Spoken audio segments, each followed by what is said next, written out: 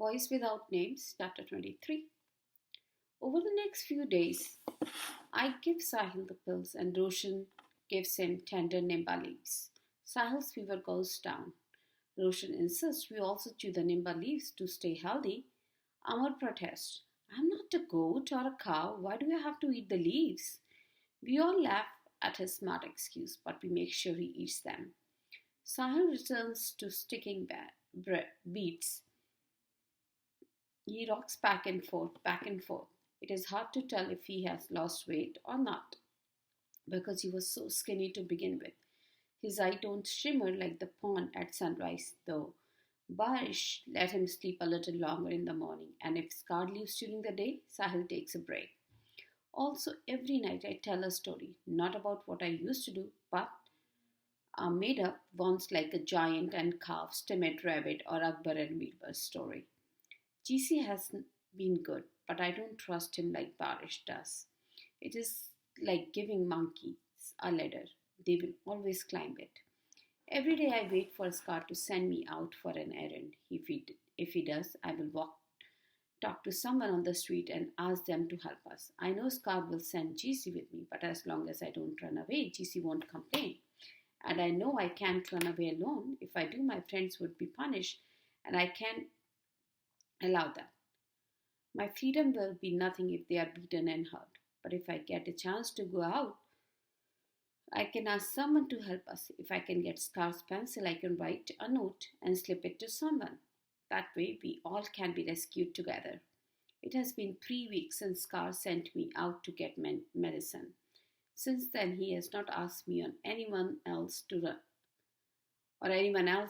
run errands. Sometimes I'm mad at myself, like a branch swaying in the wind. My mind goes back and forth without thoughts. Scar may never allow me to go out again. I should have tried harder and not let GC catch me. Maybe I should have run away while he paid for the medicine. But but I had but I didn't escape. Scar would have punished if I had escaped. Scar would have But if I had escaped, Scar would have punished the other boys, and maybe Sahil would have gotten sicker.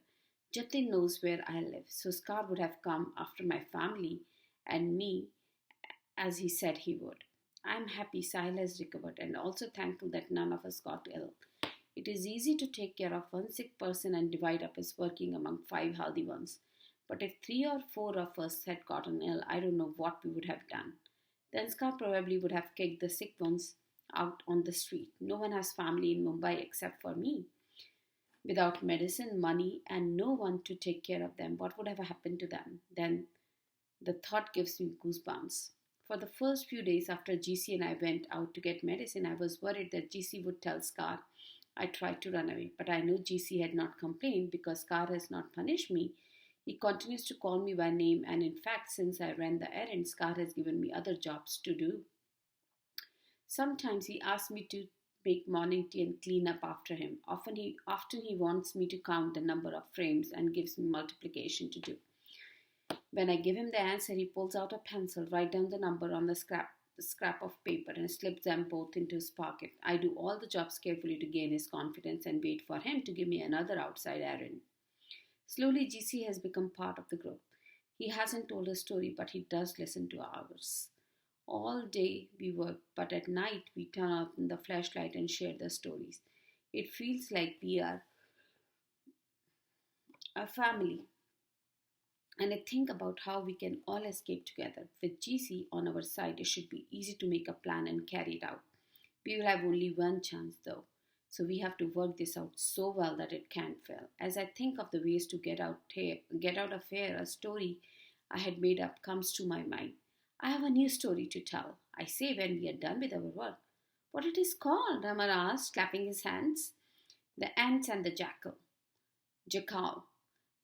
Have you told it to anyone? Roshan asked. Yes, to my twin brother and sister, Naren and Sita. Many times I say, oh, I like the title. Come, let's sit down and listen, Amar says. When we get in a circle, I turn the flashlight on. Once there was a colony of ants who lived near the edge of a forest under a great big nimba tree. One day a jackal came and told the ants, "Move from here and make room for me."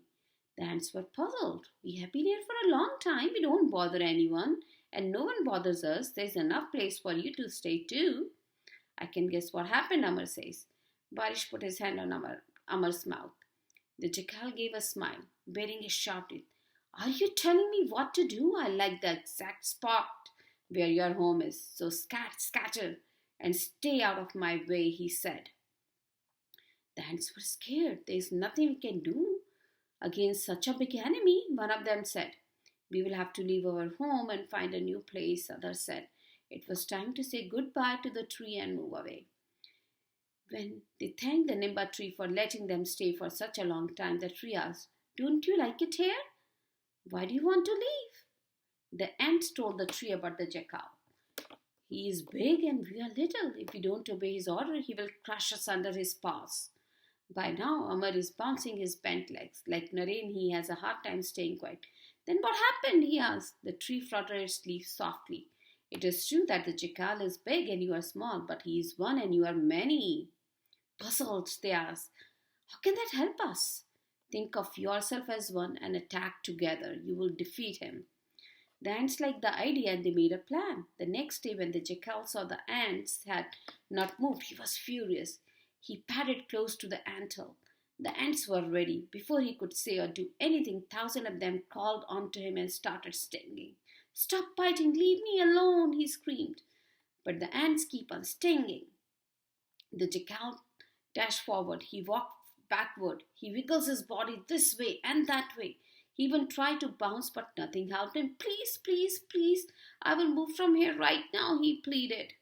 And that is how the ants drove the jackal out. And so we are the ants. The boss is a jackal and we must sting him. GC asked before I finished my sentence. There's something like a challenge in his voice that make me nervous. "It is a story," I say. "It is not just a story, Gopal. You want us to get rid of boss." Maybe I shouldn't have shared this story. My heart thumps with fear. What if GC tells Scar I am planning an attack on him? "You don't share your stories.